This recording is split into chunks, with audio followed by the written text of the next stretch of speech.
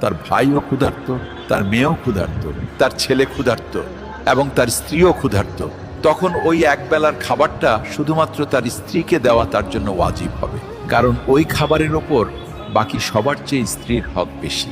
অর্থাৎ স্ত্রীর উপর খরচ করা স্বামীর জন্য সদকাও, ইবাদতও, আবার দায়িত্ব। কারণ স্ত্রী হলো এমন এক আত্মীয় যে আপনার রক্তের সম্পর্ক নয়, কিন্তু তার বিশ্বস্ততা দেখুন কত গভীর। মা, বাবা, ভাই বোন আপনার নিজের রক্ত, কিন্তু স্ত্রী হলো এমন এক সম্পর্ক যা আপনার ভাগ্যে বা নসিবের মাধ্যমে আপনি পান। আর তারপর সে আপনার সব ক্লান্তি, সব ব্যথা এবং সব দুশ্চিন্তা ভাগ করে নেয়। তার মনে আপনার জন্য দোয়াও থাকে, আবার আপনার জন্য তার ত্যাগও থাকে। আর আল্লাহ এই সম্পর্ক নিয়ে বলেছেন, নারীরা তোমাদের জন্য পোশাক স্বরূপ আর তোমরা তাদের জন্য পোশাক স্বরূপ। অর্থাৎ স্বামী ও স্ত্রী একে অপরের সাহারা, ইজ্জত এবং পর্দা। তাই স্ত্রীর ওপর খরচ করা শুধু ফরজ নয়, বরং এটা